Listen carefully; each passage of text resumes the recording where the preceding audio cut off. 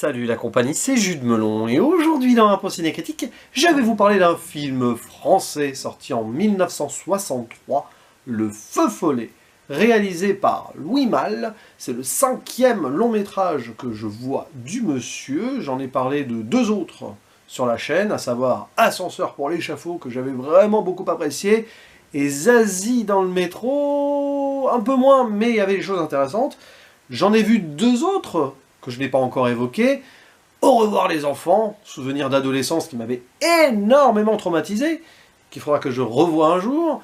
Et récemment, Les Amants. J'en ai pas fait de vidéo parce que, mitigé, mais il y avait quand même une plastique passionnante. Cher à Louis Malle, qui a toujours soigné sa mise en scène. Et ici, il adapte un roman homonyme de Pierre Drieux-La Rochelle, avec au casting, dans le rôle principal, Maurice René, peut-être une de ses prestations les plus marquantes dans une carrière quand même suffisamment riche pour être évoquée au panthéon du cinéma français. Il avait joué notamment dans La Piscine et avant dans Plein Soleil, aux côtés d'Alain Delon.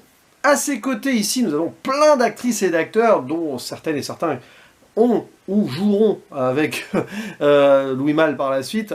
Il y a Jeanne Moreau, par exemple, Hubert Deschamps, Bernard Tiphaine aussi, qui ensuite a surtout fait sa carrière en tant que comédien de doublage, mais il est là, il a un rôle important d'ailleurs.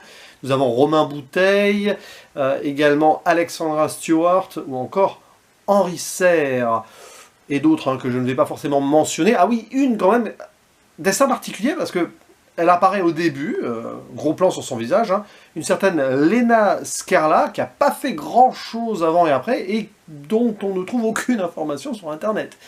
Étrange, un personnage un peu évasif, comme cela, enfin, une actrice, et qui joue ici un personnage qui ne fait que passer au début, mais qui ouvre donc l'œuvre en compagnie du héros, un certain Alain Leroy, qui discute avec cette femme. On pense que c'est sa compagne, mais en fait pas du tout. C'est une amie de son épouse dont il est séparé.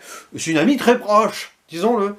Un Alain Leroy qui va bientôt quitter sa cure de désintoxication alcoolique, parce que voilà, il a fait un retrait de la vie sociale pour s'enlever cette addiction. Mais alors qu'il est guéri de celle-ci, sur le papier, il n'est point guéri d'un véritable mal-être, celui de vivre dans ce corps, dans cet esprit d'adulte. Et c'est un petit peu ça le propos du métrage. On va voir Alain Leroy préparer ces derniers jours, son suicide, c'est ce qu'il veut faire. Arrivera-t-il au bout? Ça, je laisse un petit suspense quand même, mais bon, voilà.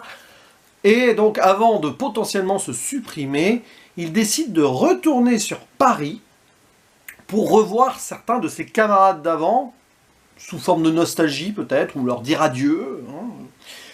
Et on voit quelqu'un de profondément pessimiste qui ne va pas bien du tout. Parce que, en gros, il a refusé de grandir. Enfin, il est devenu cet adulte qu'il n'a jamais voulu être. Et, enfin, en gros, il n'a pas réussi à s'adapter socialement, contrairement à certains de ses anciens comparses, notamment de Beuvry. Voilà. Et c'est un film terriblement poignant, qui est sombre, pessimiste. Alors, je pense que le bouquin l'est d'autant plus.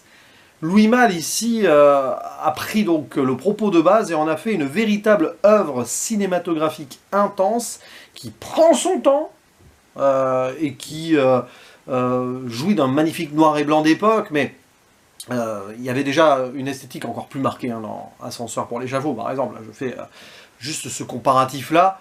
C'est quelqu'un qui est millimétré dans sa mise en scène, ça se sent, et qui sait filmer les personnages.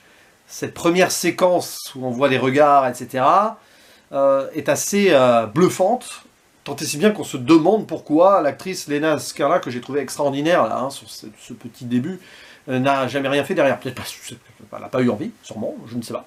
C'est le mystère, comme cela. Et donc Maurice René qui va traverser le film comme une errance fantomatique.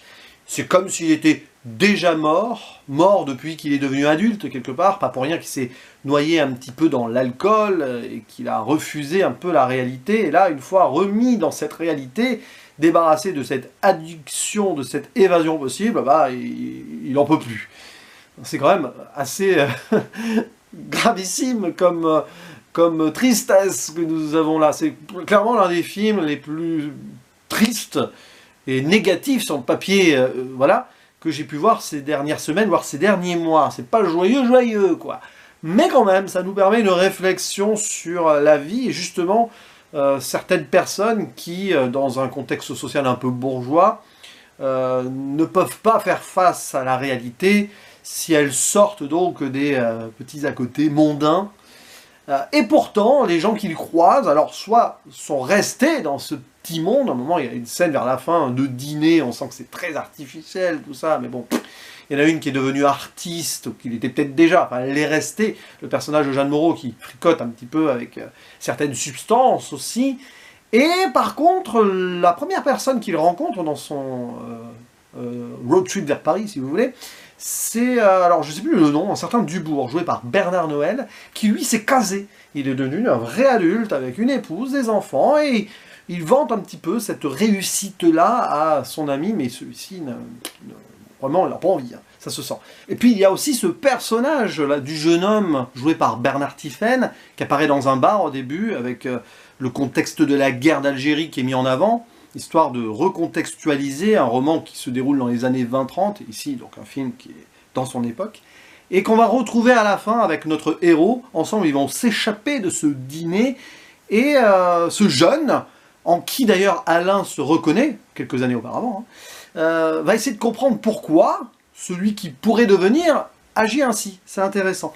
Est-ce qu'on a des réponses pour autant? Ça reste peut-être évasif, mais on a une vraie psychologie derrière, et c'est un film qui fonctionne beaucoup sur des silences, des dialogues, mais aussi avec l'accompagnement musical, évidemment, des thèmes de Erik Satie, très connus au piano. Par exemple, nous avons la première des Gymnopédies, c'est culte, et les 3 premières gnossiennes, voilà. Vous pouvez chercher sur internet, j'ai eu la flemme de mettre ça en fond de vidéo, hein, mais c'est pas grave.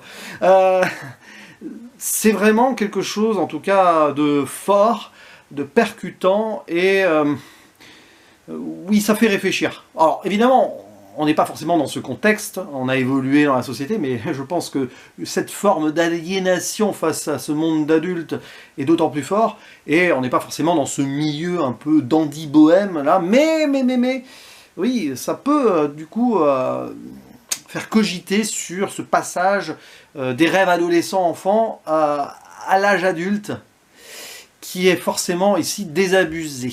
Mais je pense que le bouquin l'est d'autant plus.